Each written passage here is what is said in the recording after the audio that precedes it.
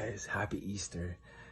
Just gonna whisper because we just put Josiah to sleep. So, man, I was on a run this evening and just really felt such a stir to just come on and share some of my testimony with whoever wants to listen.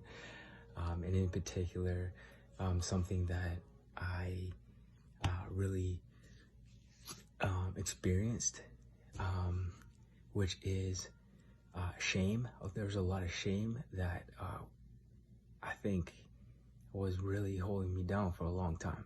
So I just want to speak about that, share some of my heart when it comes to shame in the gospel and how there's freedom from shame. Many of you guys know that I grew up in a home where we went to church, and but the thing is, I didn't know God that whole time. Till about 4 years ago, I was completely up to here in a lot of things that were not good for me. I was a lot of addiction, drugs, alcohol, and extreme amounts of selfishness, like crazy, and just messed up motives that just not a good place. So 4 years ago, I had enough, and I said, God, if you're real, I want to build a relationship with you, because I'm so done with myself. And the gospel, which is that Jesus, the Son of God, came to earth. He was crucified, he died, he was killed, and he was buried, and then he was resurrected.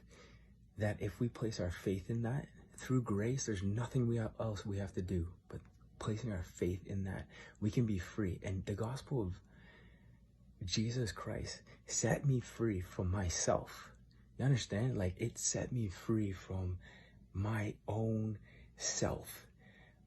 It's the best thing that ever happened to me. So I thank God tonight, especially on Easter weekend. I celebrate the gospel of Jesus every day, but especially this weekend, because it is the story of how he was crucified, and 3 days later he was resurrected, literally like me. I got completely dead, and I resurrected into a new person. Anyways, a part of that story was shame that God over time took out of my life. If there is anybody else who is experiencing shame by maybe the way they're living, hidden things, motives, whatever it is, like me in my old life, you don't have to be at a certain place before God accepts you. He wants to accept you right where you are right now, and he wants to take that shame and put his life inside of you. All that's required of us is that faith that he can do that, and that he wants to do that, and a surrendered heart. Especially to my friends who maybe also grew up in church or grew up knowing about God, there might be something in your life that's telling you you have to be at a certain place to be on fire for God or be totally surrendered for God. But that's not true, man. Just let his grace come and flood your life. Come as you are, man. That's my message tonight, man. Jesus can break that shame off your life.